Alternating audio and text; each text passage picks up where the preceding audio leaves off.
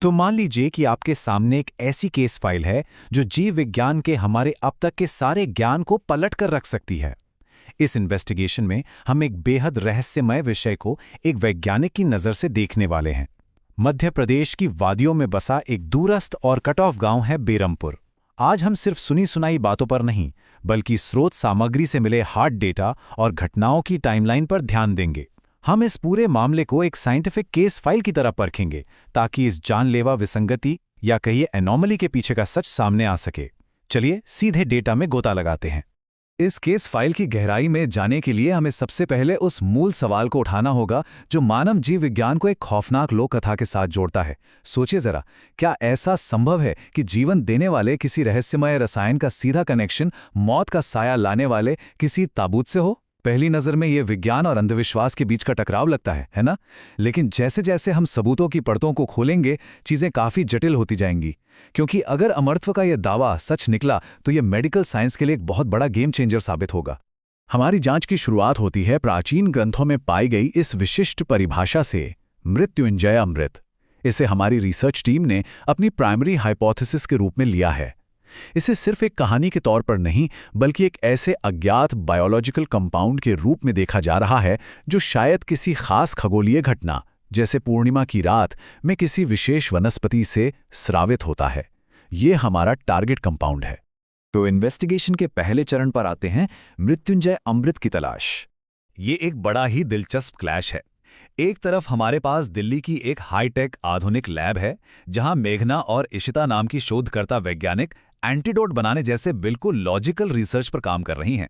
और ठीक दूसरी तरफ एक पुरानी धूल भरी किताब है जिसमें पौराणिक संस्थाओं और मृत्युंजय अमृत का जिक्र है। जब सीनियर प्रोफेसर का दबाव बढ़ता है तो इशिता का ध्यान मॉडर्न साइंस से शिफ्ट होकर इस प्राचीन लोक कथा की ओर जाता है। वो इसे एक पॉसिबल मेडिकल चमत्कार के रूप में देखने लगती है। अब हमारी इन्वेस्टिगेशन का फोकस शिफ्ट होता है उस जगह पर जो इस पूरी विसंगति का केंद्र है, बेरमपुर गांव के रहस्य। इस पॉइंट पर जरा उस मेथोडोलॉजी पर ध्यान दीजिए जिसका इस्तेमाल शोधकर्ताओं ने किया। मेघना के अवचेतन मन यानी सबकॉन्शियस में आ रहे रहस्यमय सपने बिल्कुल उस प्राचीन किताब में छपे पेड़ से मैच कर रहे थे। क्या यह महज एक इत्तेफाक है? एक वैज्ञानिक के तौर पर इसे यूं ही मान लेना मुश्किल है।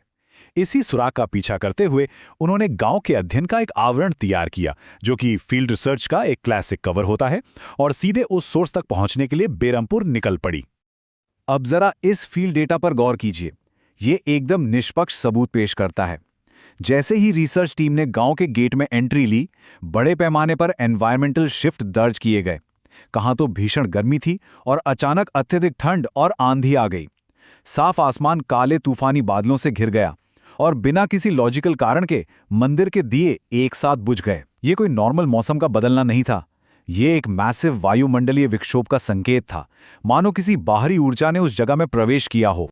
बाहरी वातावरण में इस डिस्टर्बेंस के बाद जांच सीधे पहुंचती है उस प्राइमरी स्ट्रक्चर पर, 400 साल पुराना राजमहल। शोधकर्ताओं की टैक्टिकल अप्रोच यहां बिल्कुल क्लियर थी। जब पूरा गांव सो रहा था, तब उन्होंने मुखिया के बेटे अनुज को अपने लोकल गाइड के रूप में इस्तेमाल किया। उनका टारगेट था राजा सूरजभान का वो 400 साल पुराना राजमहल। रात के ठीक 12 बजे की टाइमिंग।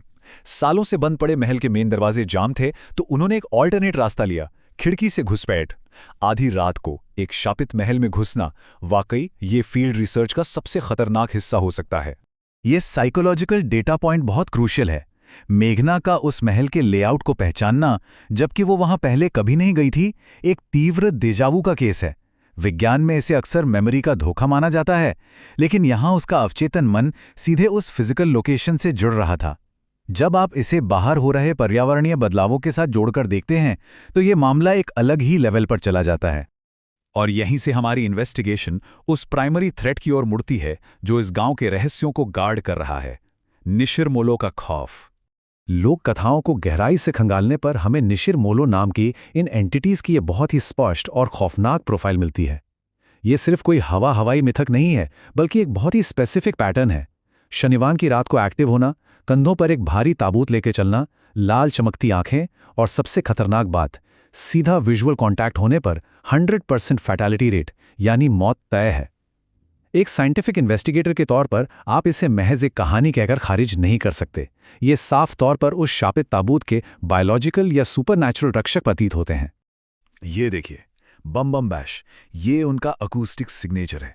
ये कोई आम आवाज नहीं है, बल्कि एक तरह का हिप्नोटिक, खौफनाक वार्निंग सिग्नल है। जो भी इस ट्रिगर को सुनता है, उसका नर्वस सिस्टम तुरंत एक भयानक तनाव की स्थिति में चला जाता है।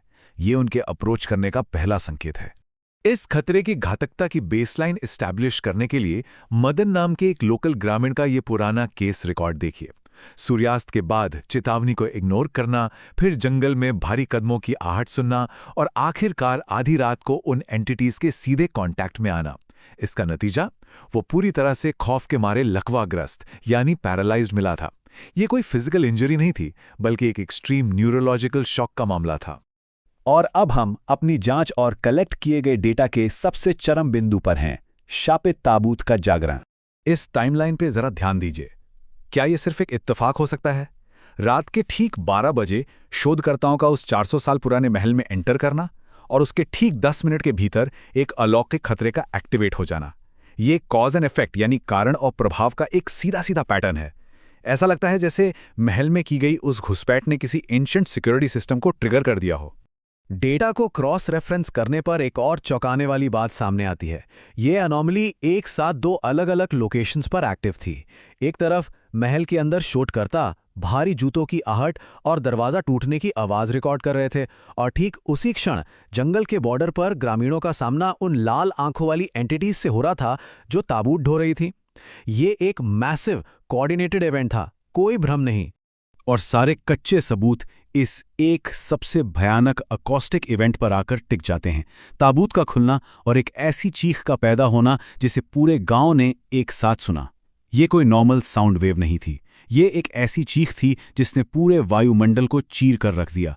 ये फाइनल डेटा पॉइंट इस बात को कंफर्म करता है कि जो कुछ भी उस ताबूत के अंदर कैद था, वो अब आज़ाद हो चुका था। तो ये केस फाइल एक ऐसे गहरे सवाल पर जाकर रुकती है जो सच में दिमाग को झकझोर कर रख देता है।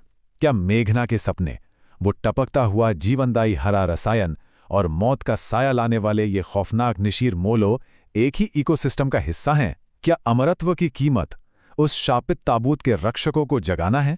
ये एक ऐसा रहस्य है जो अभी भी विज्ञान की दहलीज पर खड़ा है, और यकीन मानिए, सच की खोज अभी बाकी है।